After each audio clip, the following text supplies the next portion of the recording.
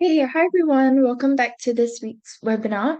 So for today's webinar, we're going to be talking about how to trade gold. We're going to be talking about the fundamental as well as technical side of gold. So before we get started, we're just going to wait about 2 more minutes to let more people join our session, and then we'll go ahead and get started. So yeah, in the meantime, feel free to let me know in the chat if you guys have any questions. And let me know also if you can hear me and see me clearly. If you can see my slides as well. And yeah, feel free to grab yourselves a drink, make yourselves comfortable, and I'll see you guys in about 1 more minute. Thanks, everyone.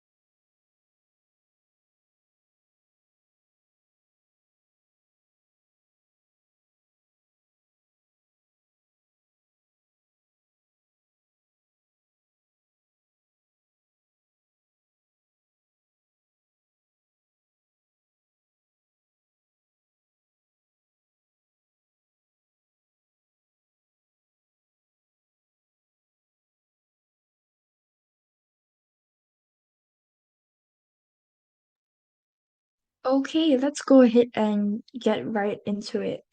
So, as per usual, a risk warning and disclaimer before we get started. So, our products are traded on margin and carry a high level of risk, and it's possible to lose all your capital.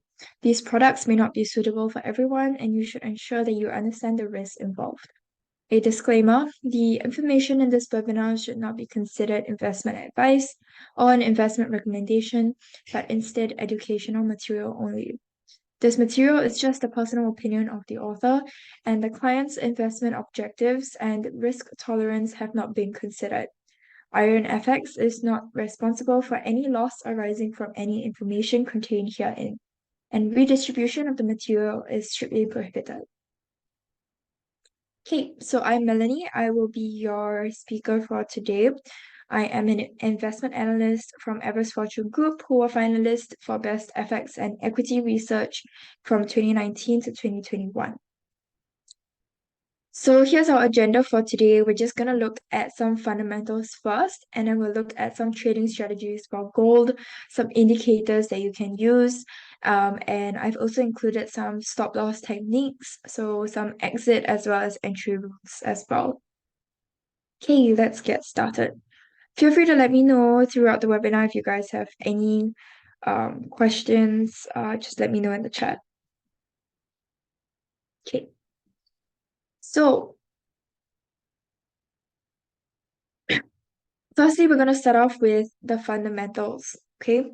So we're going to firstly look at the demand and production of gold worldwide. So starting off with the demand, Okay, there are a couple of sectors that are high in demand for gold. If you can see in this chart that I got from Statistica, you can see that jewelry amounts for 55.43%. So, and it also represents the largest source of annual demand for gold per sector. However, this has declined over recent decades, but it still accounts for around 50% of total gold demand. And if we're talking about worldwide distribution, this we're mainly talking about India as well as China, which are by far the largest jewelry markets, together accounting for over 50% of the global total. Okay, the Asian as well as Middle Eastern markets are dominated by demand for purer and higher carat gold. Next, we have investment. So, because it has unique properties as an asset class, which we'll get into in the later slides. So, our analysis shows that modest allocations to gold can actually be proven to protect and enhance the performance of an investment portfolio, which is a sentiment that a lot of investors also follow because they think that it will reduce volatility as well as minimize losses during periods of market shock. Okay, so investors of all sorts are in recent years coming to accept gold as a reliable, more tangible long-term source of value that has moved independently of other assets. Next, central banks accounts for 11.33%. And gold plays an important part in global central bank reserves, and they tend to be more significant holders of gold. Okay, so since the 2008 financial crisis, it actually prompted a fundamental shift in central bank behavior towards gold, and it encouraged a reappraisal of its role and relevance in reserve asset management. Okay, so just like how we're talking about individual investors, central banks also have adopted this sentiment. So emerging market central banks have increased their official gold purchasing, while European banks have ceased selling, and the sector now represents a significant source of annual demand for gold. And lastly, we have tech. So tech amounts for 8.21% of gold demand. And how it's used in the industry is mainly okay, there's a broad range of applications, but demand is mainly driven by the electronic sector. So it accounts for about 80% of the gold that's used in technology. The metal is ubiquitous, and most consumer electronics as well as automotive applications because of its chemical and physical properties, which when combined, it makes it irreplaceable in many high-end devices. Okay, so let's move on.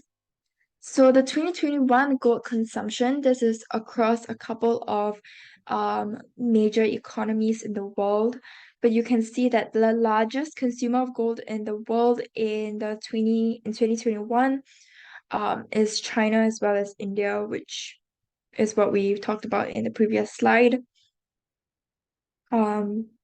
As well as China and Russia, which have been the two world leaders in the move to holding larger gold reserves. So this is a pretty outdated graphic, this from 2021. Okay, so just keep that in mind. Okay, so this is the 2022 gold demand. And 2022 was actually the strongest year for gold demand in over a decade. So, yeah, it says here in this chart, 2022 gold demand almost matched the 2011 record. So colossal central bank purchases aided by vigorous retail investor buying, as well as slower ETF outflows, lifted annual demand to an 11-year high in 2022. Okay, it actually saw a total annual gold supply increase by 2% last year. Okay. And this is the 2022 CIC gold production. So China produced 330 tons, Australia 320, Russia 320, Canada 220, and US 180.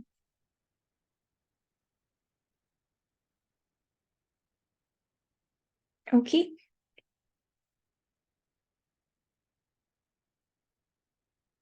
Okay.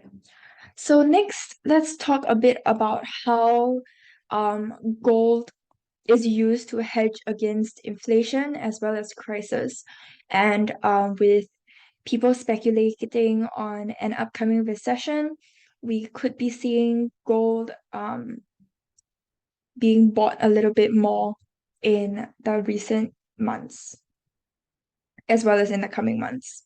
Okay, so in this graphic here, um, we're talking about how gold's value increases traditionally during recessions.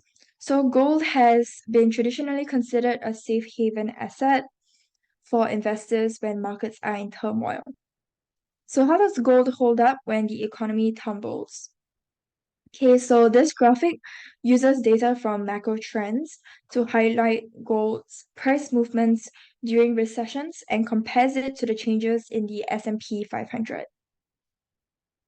Okay, so it compares the value of gold to the S&P 500 in historical recessions. So if we're mainly talking about, I think over here, the first recession you see here is the 1973 recession. Gold increased by 87%, while the S&P 500 dropped by 13.1%. Okay, the recession length was about 16 months in 1973. If we look at a more recent recession, um, okay, I think the most recent one would probably be the 2020 recession because of the pandemic and the lockdowns. So that lasted approximately about 2 months, and the percentage change in nominal price of gold was 5.6% increase, and whereas the S&P 500 dropped by 1.4%. Okay, and here it says gold's price reached an all-time high during the pandemic, briefly hitting the $2,000 per ounce mark. Okay, so since 2022, because the global economy has kind of been shaking with the onset of a couple of wars, as well as countries coming out of the pandemic, um, as well as facing high inflation, so on and so forth. I'm sure you guys know.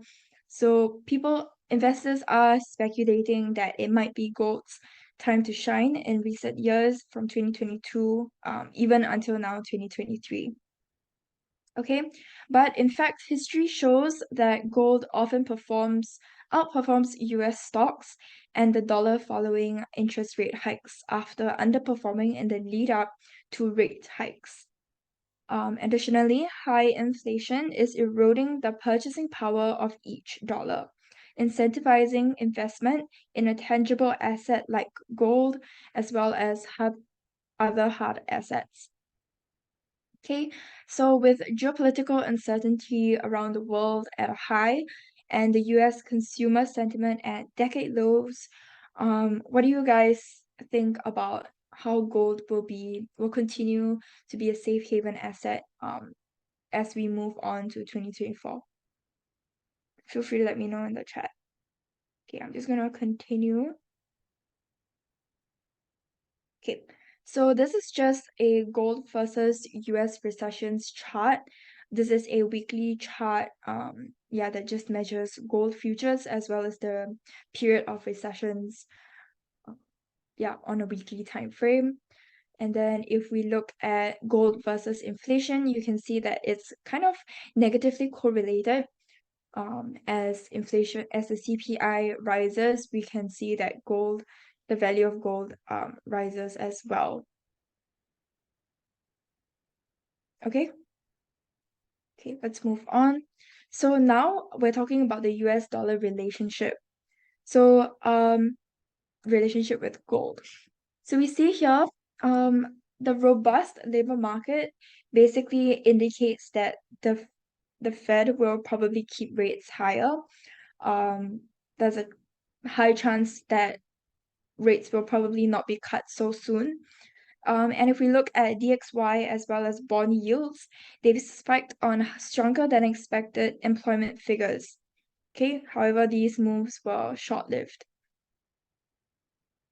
So gold versus DXY historically have been negatively correlated. Okay, so if you take a look at this chart, for example, if you look from May to September, whenever we see a rise for the DXY, we can expect the gold to drop. And if it DXY drops, we can expect the opposite for gold as well.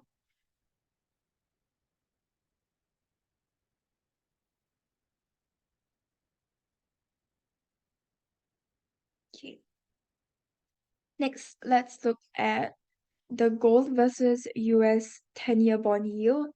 So recent ISM data suggests that inflation is increasing in both manufacturing as well as the services industry. Um, yeah, but depending on CPI data, we could see some increases, um, these increases being fed into the CPI data. So once again, you see that the 10-year bond yields are negatively correlated to our gold as well. Okay. Of course, this doesn't always happen, so you have to do your own comparisons, and maybe I'll show you guys how you can check out or how you can compare the charts on TradingView.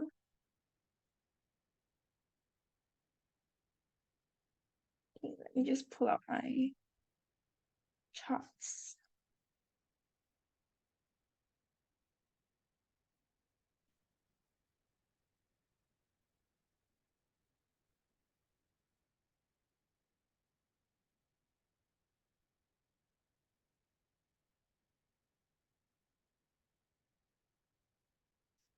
Okay, so we're talking about gold.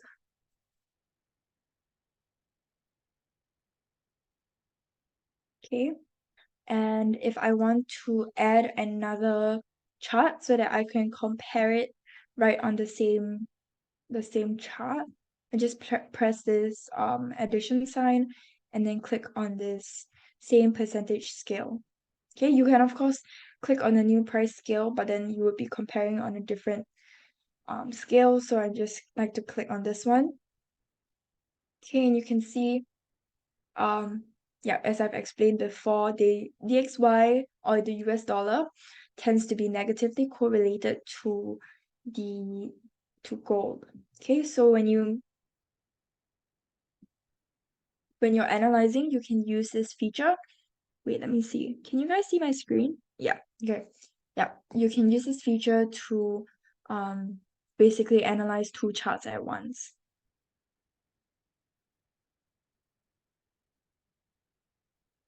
Okay.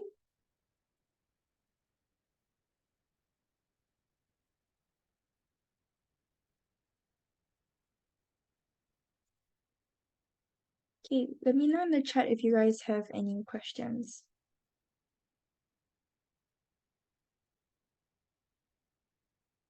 Okay, if it's all good, let's continue. So now we're going to be talking about the real yield relationship with gold. Okay, so government bond yields are quoted in nominal terms, i.e., the US 10-year bond yield, and real yields are adjusted for inflation expectations. So real yield equals to nominal bond yield minus the expected inflation rate. Okay, now if we look at this chart, this is gold versus real yields.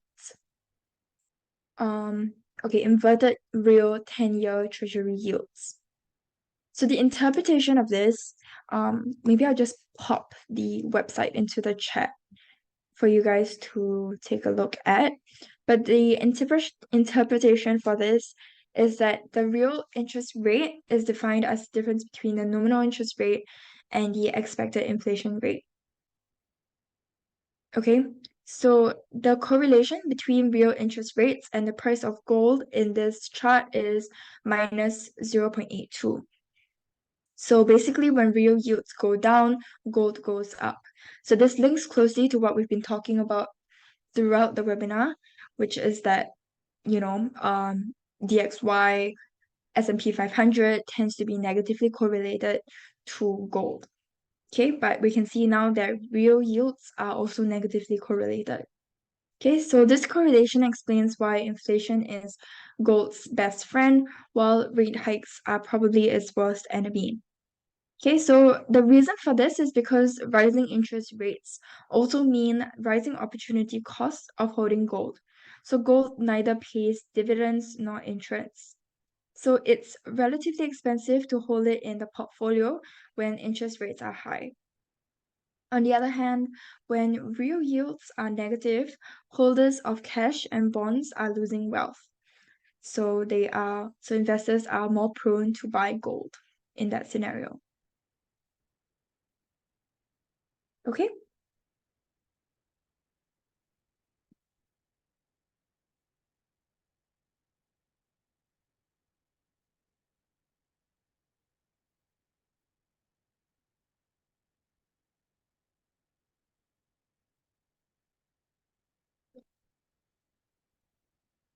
Okay, now that we have gone through the fundamentals of gold and understanding um, kind of the science behind gold, let's take a look at some technical analysis tools that you can use when you are trading gold.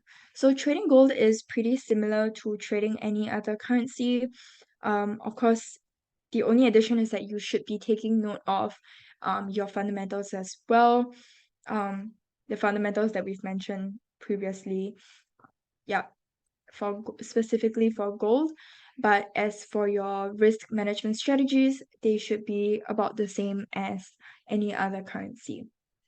Okay, so let's take a look at some trade management strategies. Okay. So the anatomy of a trade, basically you guys know this. This is pretty basic. Your entry, stop loss orders, take profit orders, but it also takes into account your break even, partial profit, idea and validation, trailing stop loss, as well as diversification of your portfolio. So we go through these more in depth in our other webinar series on risk management, but I'll just go through a couple of exit strategies as well as entry strategies in this webinar, and then we'll take a look at the gold charts after this. Okay, so really briefly, why is it important to have a trade management strategy? Firstly, is to control risk. Okay, so trade management strategies such as stop loss orders and position sizing helps traders to limit their potential losses and manage their overall risk exposure. Next, we have maximize profits. So trade management strategies such as take profit orders, as well as trading stops that we'll get into a bit, helps traders to lock in profits and maximize their returns. Thirdly, manage emotions. So the discipline and structure that trade management provides can help traders to stay calm and rational even in volatile markets, which can prevent impulsive decisions driven by fear or greed. Fourth, improve trade efficiency. So by having a well-defined trade management plan, traders can make faster, more informed decisions and avoid the cost and time of having to constantly monitor and adjust their positions. 5, increase consistency. So effective trade management strategies helps traders to achieve consistent results over time by reducing the impact of individual losses and maximizing the impact of winning trades. Okay, so problem with a fixed take profit or stop loss. Okay, So let's take a look at this example. The red area shows a strong resistance area since there have been two swing highs in line with this level. Okay. If our trading strategy requires us to have a fixed take profit of 100 pips, we will place the target beyond this strong resistance area. Okay, so let's see how this plays out. You can see price shot up, but it missed it by a few pips before reversing back down. The reason for this is because price tends to reverse off of big areas of resistance and support.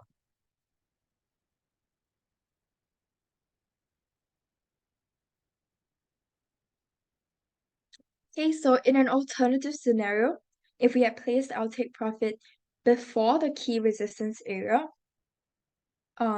we would have gotten a profitable trade.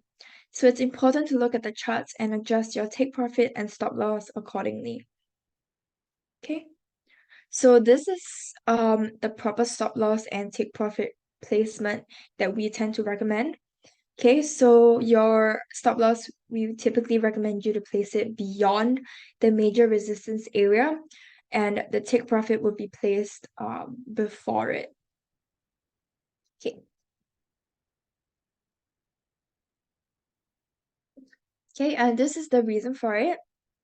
Okay, because price is attracted to strong areas of Fibonacci. So when we're talking about confluence, here we're talking about Fibonacci confluence, but it could be confluence for anything. So if you're using pivot point levels, if you're looking at dynamic support and resistance by using your Ichimoku or Bollinger Bands, any indicators that you'd like to use, even your support and resistance levels, okay? When two or more of those indicators line up at a specific level, that forms a confluence area. So price is attracted to such areas of confluence, and if your stop loss is right before it instead of beyond it, you'll most likely get stopped out before the market reverses. So that's why people might wonder why they got stopped out right before the market starts to reverse and then complain about stop hunting. So if we're talking about take profit, we always recommend you to place it before a key confluence area. The reason for that is because when price reaches the confluence area, there's a high chance that it won't be able to go beyond it because of the amount of resistance or amount of support at that area. Okay, so instead of reaching your profit target, it'll reverse back to your entry or worse, your stop loss. So that's also one of the reasons why people complain that the market is being manipulated because they miss their take profit by 1 pip.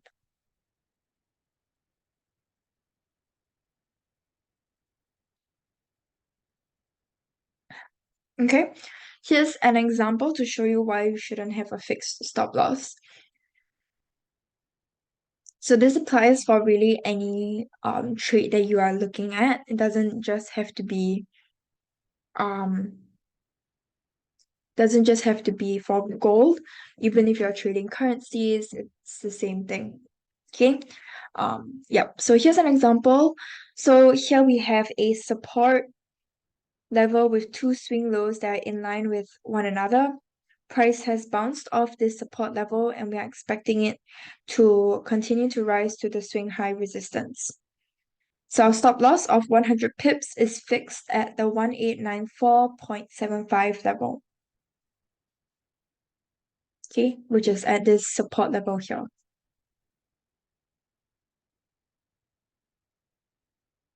Okay, but instead of heading towards our take profit, price actually goes down and touches your stop loss and bounces up perfectly.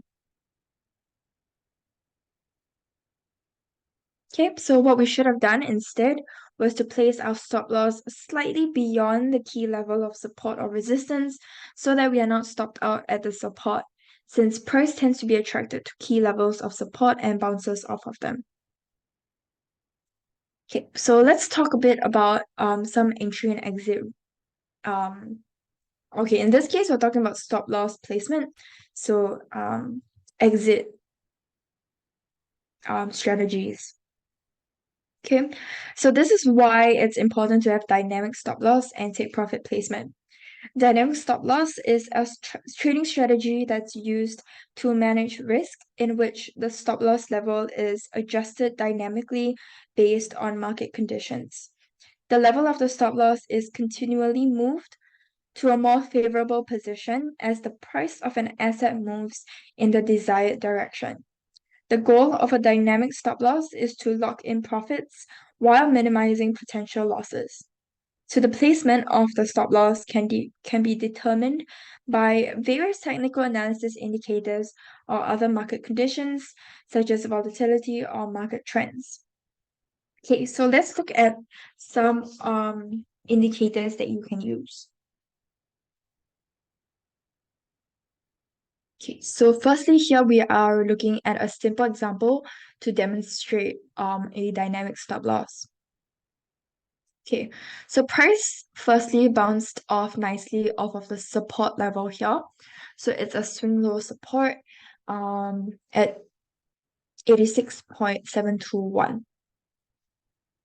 Okay, and we're expecting it to reverse off of our entry at 87.819, which is also in line with this 100% Fibonacci projection level. Okay, so we see here that if we're thinking of where to place our stop loss is over here at the swing high, which is also in line with minus 27.2% Fibonacci expansion, as well as the 61.8% Fibonacci projection. And you can see price did rise to our entry and is kind of testing this area here. Okay, so the stop loss should be placed beyond the Fibonacci confluence area instead of before it, like you see here. Okay, Oop.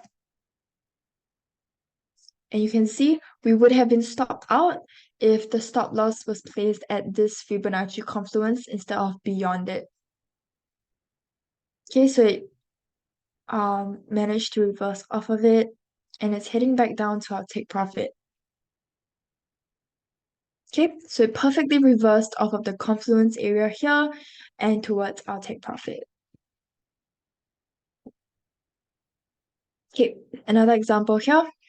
So we expect price to bounce off of our entry at 87.625 over here, and the pullback resistance in line with this 78.6% Fibonacci retracement. Okay, and our stop loss is a swing high resistance, take profit is a swing low resistance, support. Okay, so price has hit our entry and has reversed nicely off of it, as you can see here, and is nicely heading towards our take profit. Okay, and then we're using Fibonacci to further complement our take profit levels. Okay, so price just touched our take profit before reversing off of it. Okay, so you can imagine if we had placed our take profit before, beyond it rather, if we had placed it underneath our swing low resistance as well as the Fibonacci level, we would not have been able to catch this before it reversed back up to our stop loss. Yeah. Okay, I think you guys have gotten it by now. Just one more example here. Price recently broke out of this descending trend line. Okay, and we have 3 Fibonacci levels that line up with our take profit here. Okay, and price is currently at our entry. Can see if we place our take profit above the confluence area, price would have reversed off of the confluence area and missed our take profit by a few pips. Okay, so instead of that, we want to place it right below it instead. Okay, so some exit strategies that you can use, which are typically a dynamic stop loss and not just a stationary stop loss or fixed stop loss. Okay, so trading stop loss. Trading stop loss is a special type of trade order that moves relative to price fluctuations. So we're using a lot of different indicators to support when you should enter or exit your trades. Okay, so when the price goes up, it drags the trailing stop loss along with it. But when the price when the price stops going up, the stop loss price remains to the level that it was dragged to. So it's an order type that's designed to lock in profits or limit losses as a trade moves favorably. Automatic trailing stop loss moves accordingly as price moves favorably. Manual trailing stop loss, it's moving stop loss level based on mechanical indicators. Okay, so here are some of the indicators we're using. Okay, firstly we have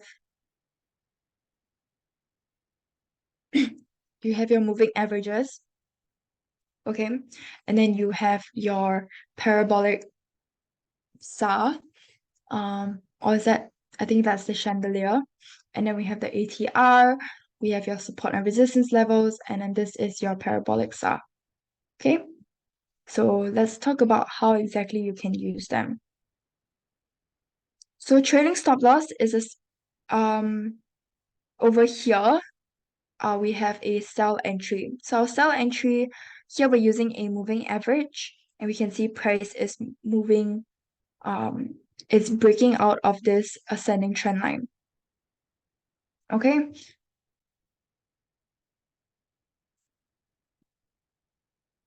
Here, if we're using a moving average as a trailing stop loss, our entry is here when it breaks out of the trend line, and it also breaks out of the moving average. Okay, so we're using breakouts here, moves under instead of over. You can see moving over here, and then it breaks out, moves under, and then the trailing stop loss is triggered over here.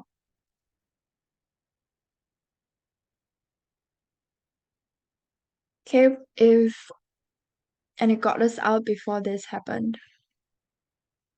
Okay, another way is by using trend lines. So here we have a descending trend line. Okay, so what makes a descending trend line, just to recap, is to have three significant levels that are touching the line. Okay. Yeah, minimum three. Okay, so our entry is here because price has broken out of this ascending trend line. Okay, and is currently moving in a downtrend. So we have a descending trend line, we have an ascending trend line, and once this trend line breaks out of it, then we are stopped out. Okay, here we're using parabolic SAR. So you see our sell entry is here. Price moves under the ascending trend line, and also the parabolic SAR. You can see it's moving underneath instead of over in this case, until it breaks out of the ascending, or rather it breaks out of this parabolic SAR line. Okay, and then a trailing stop loss is triggered. Okay, here chandelier and ATR.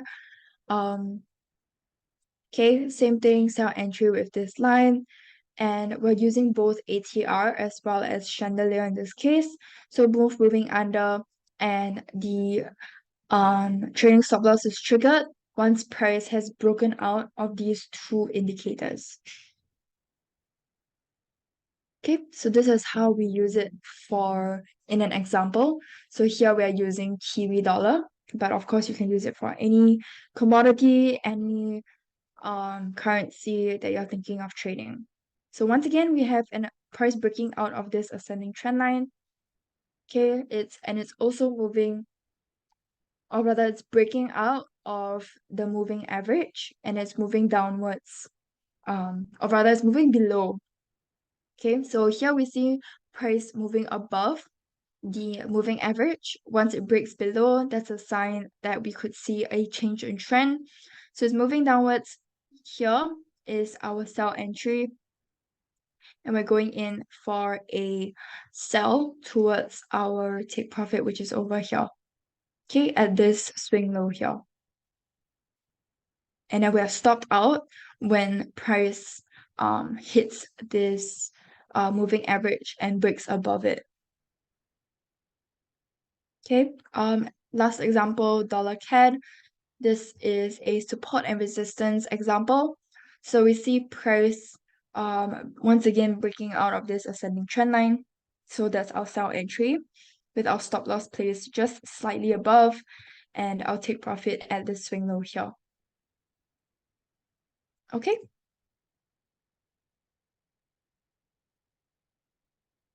Okay.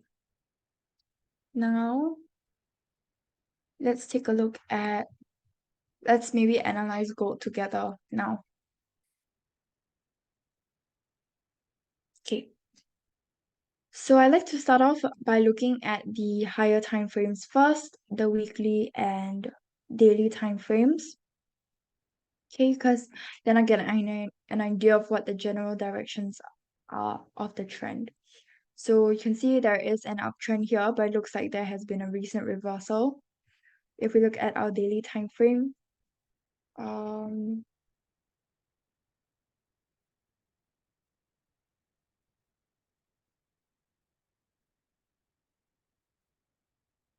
okay, we don't have any trend lines or trend channels here. Mm, yeah. Okay, we don't have any trend lines or trend channels, but we can see price definitely moving slightly in a downtrend. Okay. Okay, let's look at our 4 hour time frame. 4 hours is it looks kind of bullish here, even though there is a reversal recently. And let's look at 1 hour. Okay, 1 hour is pretty bearish. Okay, so if you want to compare, let's take a look at DXY. Mm,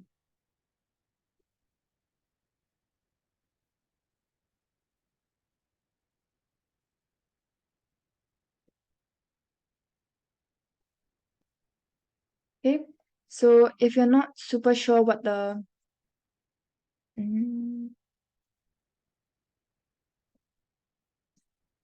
what the directions are, you can always compare with DXY, since we mentioned that DXY as well as gold tends to be negatively correlated. Okay, so we see prices kind of increasing on our DXY. So we can expect the opposite on our gold. Okay, I'm not sure why it's bugging out on me right now. Okay, yeah. So you can see it's moving downwards, whereas DXY is moving upwards. Okay, so let's go in with our support and resistance levels now. Or actually, let's see if we can find any um channels. So the first step is always to look for the general trend. So you want to see if you can find any trend lines, which I can see over here. I have a descending trend line with 3 significant touches, as you can see. Um, I can also see that price is moving in this descending trend channel. Okay, so for a valid trend channel, you need 2 touches on top and 2 touches below. And now let's go in with our support and resistance levels. Okay, so I try and pull it back as far as I can, so without cutting too many candlesticks, so that I can see how significant this level is. So here, this is my first resistance.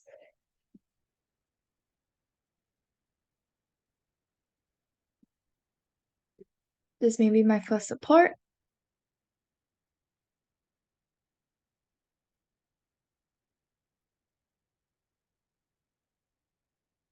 Okay, and then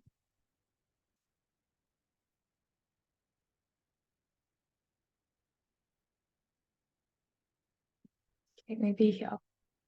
So this is purely graphical, just by looking at support, just by looking at the swing highs and swing lows. Okay, so it's not, you can always go in with your Fibonacci levels and adjust them accordingly. Okay, so now I'm gonna go in with my Fibonacci levels. Here you can see my 23.6% Fibonacci retracement lines up nicely. And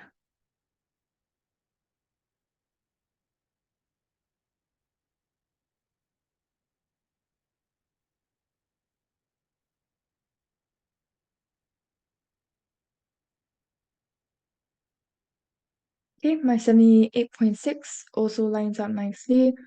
I think my 100% also kind of lines up with my first support because these don't necessarily have to line up exactly, because they're more so areas than levels.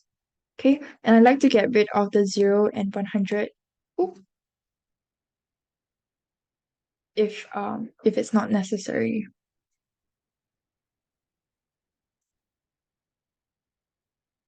Okay, let's see what else we have.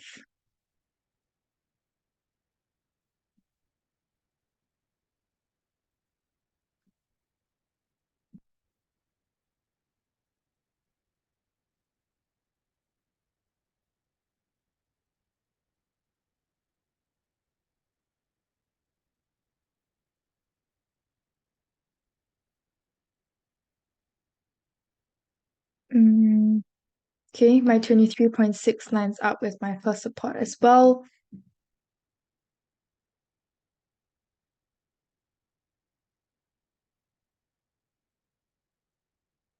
Okay, so you can see that um this first support is pretty significant here.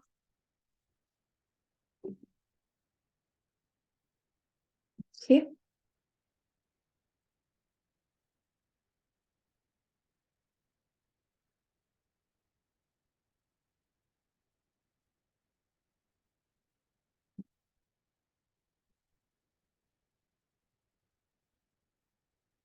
Okay, I think that's all the levels that we have. Now let's go in with some indicators. Okay, price is moving below the Ichimoku cloud, so it's in line with our bearish signals, whereas MACD is giving us a bullish signal. So I'm going to get rid of that. And let's look at RSI.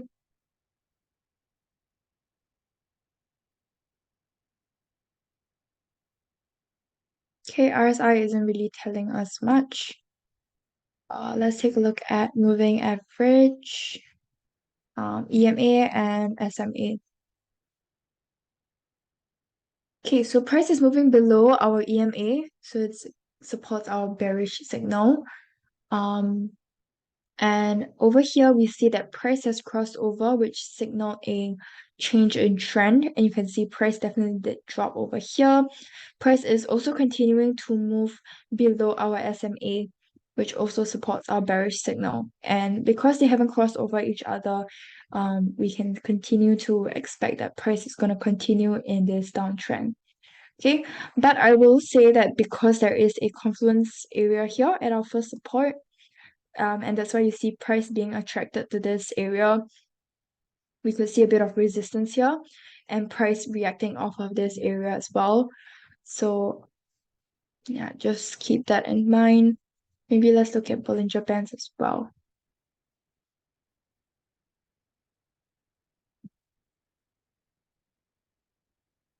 Okay, on our Bollinger Band, you can see price, let me make it bigger, can see price pushing below the lower band of our Bollinger channel, which is also a bearish signal.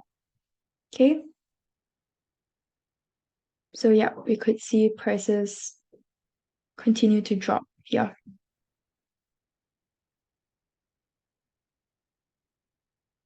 Okay,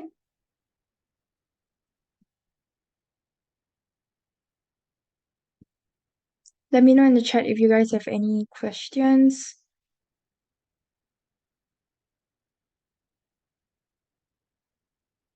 Okay, if not, that's all I have for you guys today.